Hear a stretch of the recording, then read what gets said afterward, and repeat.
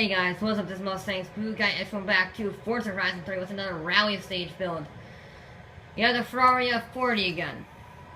Now, the F40, if you remember from the previous build series, had 5 PI to play with by the end of the by the mandatory upgrades. Well, we have a little bit more PI to play with, but not very much. So this shoots up to 787, not too bad. Then we get the rally tires, which shoot up to 881. It adds over 100 PI points. Put the rally suspension on, it's 882. Put the gearbox in, still 882, luckily. So, we have 18 PI points to play with this time. A little bit better,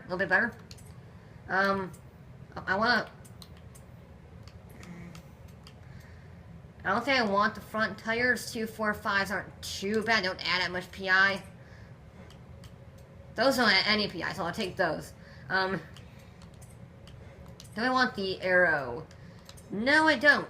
I'm not inclined to put that on. Let's just put the free parts on.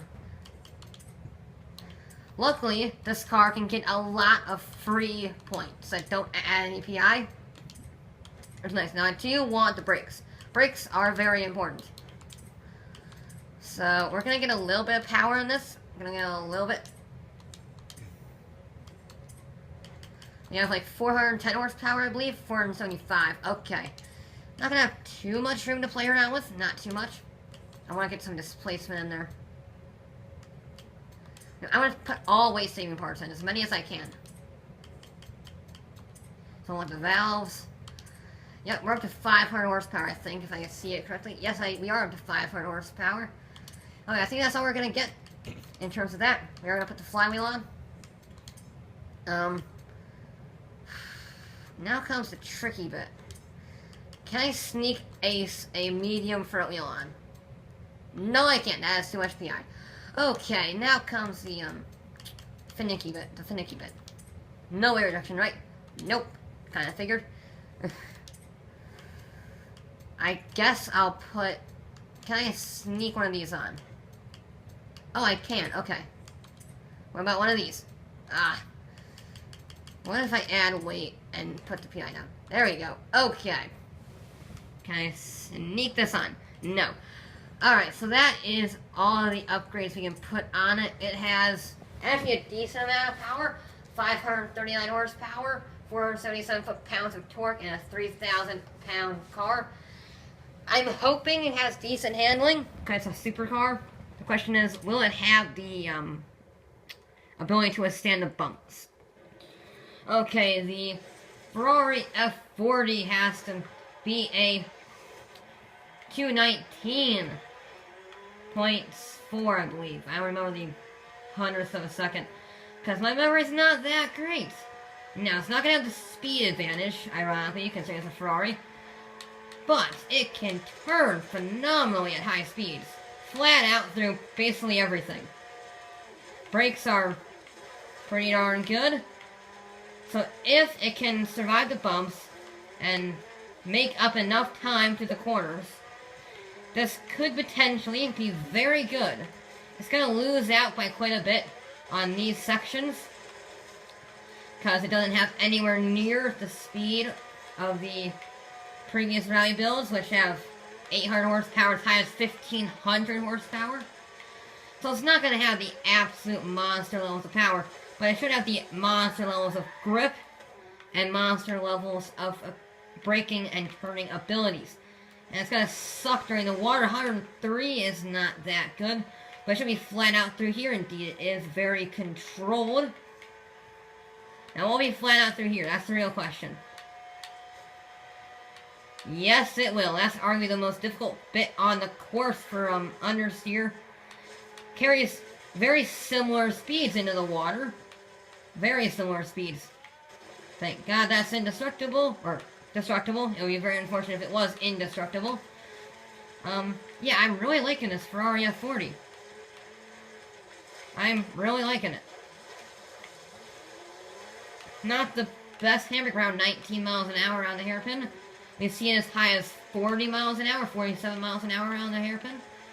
So, not the fastest speed. That's right around the average, like slightly below average speed for the hairpin. So I can just carry so much corner speed. But once again, we hit the water, we immediately lose all of that speed. So we have to gain it back through here. Oh, we've gone a little bit off course. Hey! No, we're not supposed to be going that way, Ferrari. No. I started correcting a little bit too much on the bumps and the jumps. If you do that, you're basically screwed. And we ended up in a wall. Now we just go so slowly, we lose so much time through here.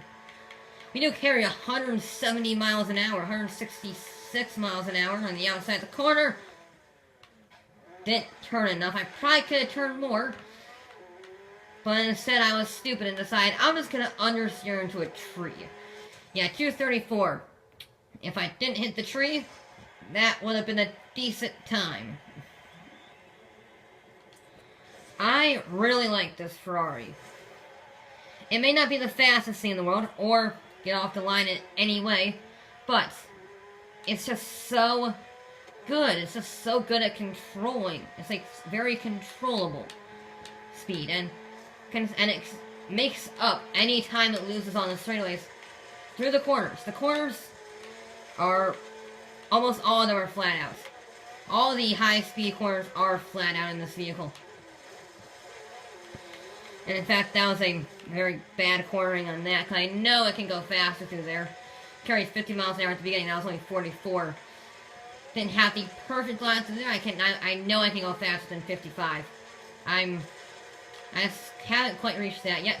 Carrying 150 miles an hour, roughly. Through there, I turned in a little bit too much. But I recovered it with no problems. Carried good speed through there, 60 miles an hour around there. Pretty darn good, considering that's one of the fastest times you get around there. Unfortunately, we are a little bit low, so we had to push through the water quite a lot. And that results in us going slower through the water, 104 through the water. Not very fast, considering the top speed is 111 through the water.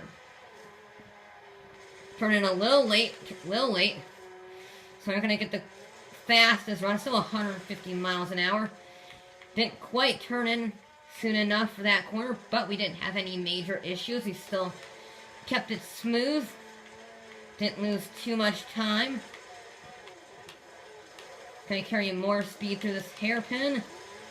Not really 18 miles an hour, a little bit slower in all honesty. I was a little bit too much on the apex of that corner to start off with.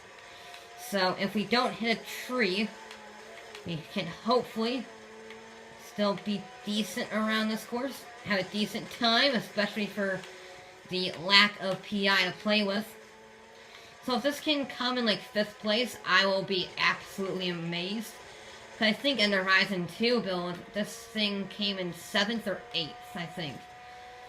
So if I can get higher than that, I will be very, very impressed.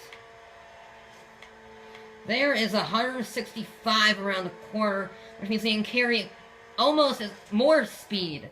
We can carry more speed through that speedway than some of the other cars. 225.546. Not too bad. Not too bad for the second run. Although I know I can get a little bit faster if I'm just a bit more precise. Okay, last run for the Ferrari. I'm hoping I can do this vehicle proud, because it is one of my favorite vehicles in this game, and actually in the world. It's one of my personal favorites, because it was the first vehicle to reach 200 miles an hour. And I like going 200 miles an hour. Never personally been there, but just fun to drive fast. Very fun.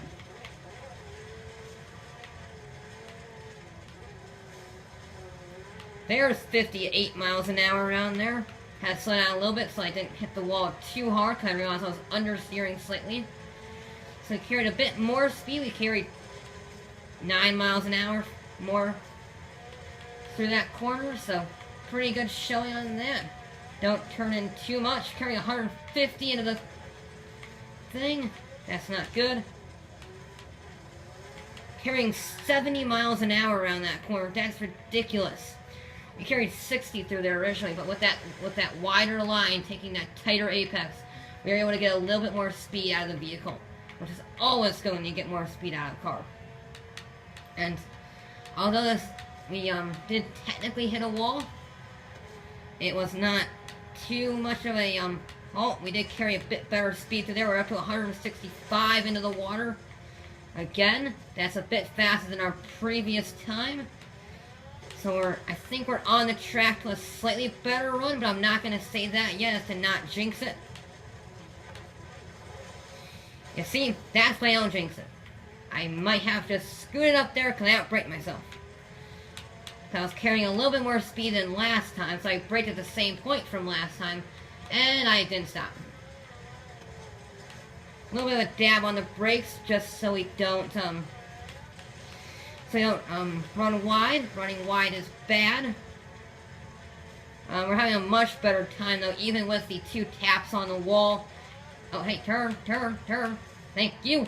I don't know how we got that checkpoint, but I'm not gonna complain. Not gonna be complaining about that. You just need to carry good speed around this corner. There we go. That's very good speed. Come on. 222, I think. There's a low 223. 223.143. That's a very impressive time. I honestly did not expect it to go that fast, considering it was a S1 class 881 by the time we finished putting the mandatory parts on. So nice time. And a time of 223.143 will put it in 6th place, just shy of 5th place. I was a little disappointed by that, but a 6th place showing is still pretty good. It is 1.3 milliseconds slower than the Aerial Atom in 5th place, and a couple tenths of a second faster than the 7th place car, which I believe is the Crown Victoria. Yeah, I think it's that. So pretty good showing, considering those cars were in A class by the time it was in maxed out, and the Ferrari was in A class to start out with. So very, very good showing from it. But anyways, that's it for this episode of Forza Horizon 3. I'll be back with more.